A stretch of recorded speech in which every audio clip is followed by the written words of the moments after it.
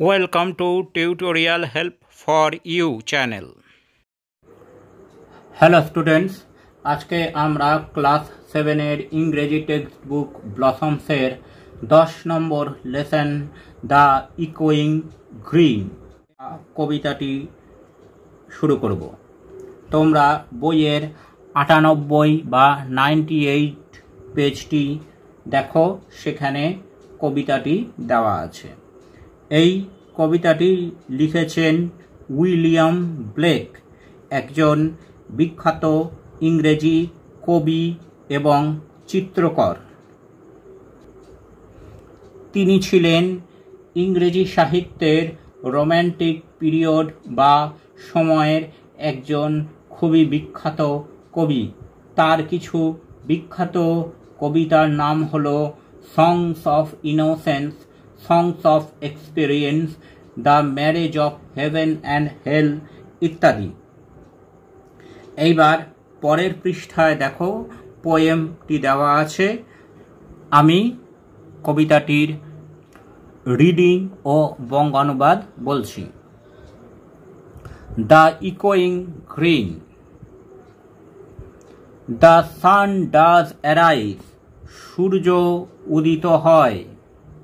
And make happy the sky, এবং তারা আকাশকে খুশিতে ভরিয়ে তোলে। দ্য মেরি বেলস রিং, খুশির ঘণ্টা বেজে ওঠে। টু ওয়েলকাম দ্য স্প্রিং, বসন্তকে স্বাগত জানানোর জন্য। The skylark and thrush, skylark এবং থ্রাশ পাখিরা। The birds of the bush, ঝোপে ঝাড়ে যে পাখিরা বাস করে। সিং লাউডার অ্যারাউন্ড, জোর গলায় তারা চারিদিকে গাইতে থাকে। To the bells cheerful sound, ঘণ্টার উৎফুল্ল শব্দের সঙ্গে। While our sports shall be seen, যখন আমাদের খেলাধুলা দেখা যাবে।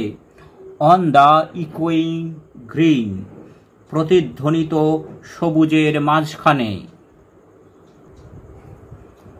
Old John with white hair, সাদা চুলের একজন বুড়ো ভদ্রলোক যার নাম John. Does laugh away care, ভাবনা চিন্তাকে যে হেসে উড়িয়ে দেয়। Sitting under the oak, oak গাছের নিচে বসে থাকে। অ্যামং দ্য ওল্ড ফোক, অন্যান্য বুড়ো লোকজনদের মাঝখানে।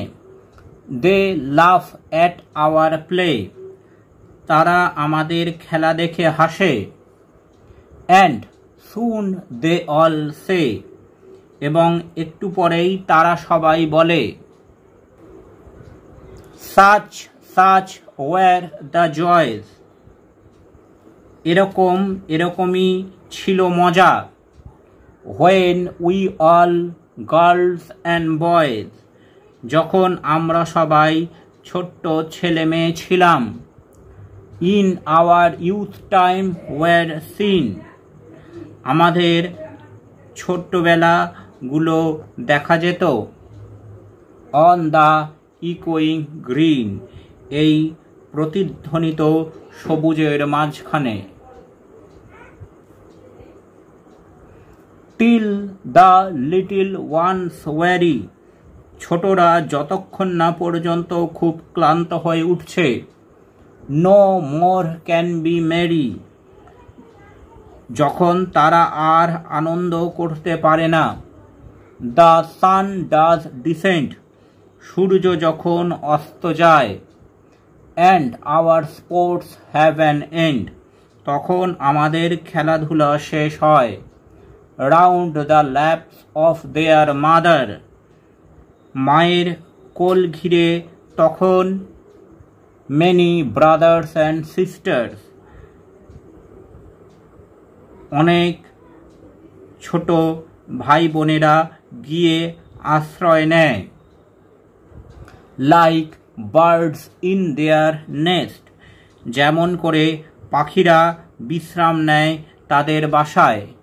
আর রেডি ফর রেস্ট, যেমন করে তারা বিশ্রাম নিতে প্রস্তুত। And sport no more seen, তখন আর খেলাধুলা দেখা যায় না। অন দ্য ডার্কেনিং গ্রিন, অন্ধকার হয়ে আসা সবুজের মাঝখানে। তাহলে আমরা এই কবিতায় দেখলাম যে কবি উইলিয়াম ব্লেক তার কবিতায় বসন্তকালের আগমনের মাধ্যমে তারুণ্য বা যৌবনের জয়গান এই কবিতায় গেয়েছেন। এইবার আমরা এই কবিতার যে কঠিন শব্দগুলো আছে তার বাংলা মানেগুলো একবার দেখে নেব। অ্যারাইজ, অ্যারাইজ মানে ওঠা। মেরি, মেরি মানে আনন্দ। রিং, রিং মানে ঘণ্টা বাজানো। ওয়েলকাম, ওয়েলকাম মানে স্বাগত জানানো। স্প্রিং, স্প্রিং মানে বসন্তকাল। স্কাইলার্ক, স্কাইলার্ক মানে এক ধরনের পাখি। থ্রাশ, থ্রাশ মানে এক ধরনের গায়ক পাখি বিশেষ। লাউডার, লাউডার মানে জোরে আওয়াজ। চিয়ারফুল, চিয়ারফুল মানে আনন্দদায়ক। হোয়াইল, হোয়াইল মানে যখন। ইকোয়িং, ইকোয়িং মানে প্রতিধ্বনিত হওয়া। লাফ অ্যাওয়ে, লাফ অ্যাওয়ে মানে হেসে উড়িয়ে দেওয়া। কেয়ার, কেয়ার মানে যত্ন। ওক, ওক হচ্ছে এক ধরনের গাছ, ওক গাছ। ফোক, ফোক মানে হচ্ছে লোক। ইউথ, ইউথ মানে তারুণ্য। টিল, টিল মানে তখনও পর্যন্ত। ওয়ারি, ওয়ারি মানে ক্লান্ত। ডিসেন্ট, ডিসেন্ট মানে নেমে আসা। ল্যাপ, ল্যাপ মানে কোল। নেস্ট, নেস্ট মানে পাখির বাসা। ডার্কেনিং, ডার্কেনিং মানে অন্ধকার হয়ে আসা। Thanks for watching this video. তোমরা ফেসবুক এবং ইমেলে কন্ট্যাক্ট করতে পারো।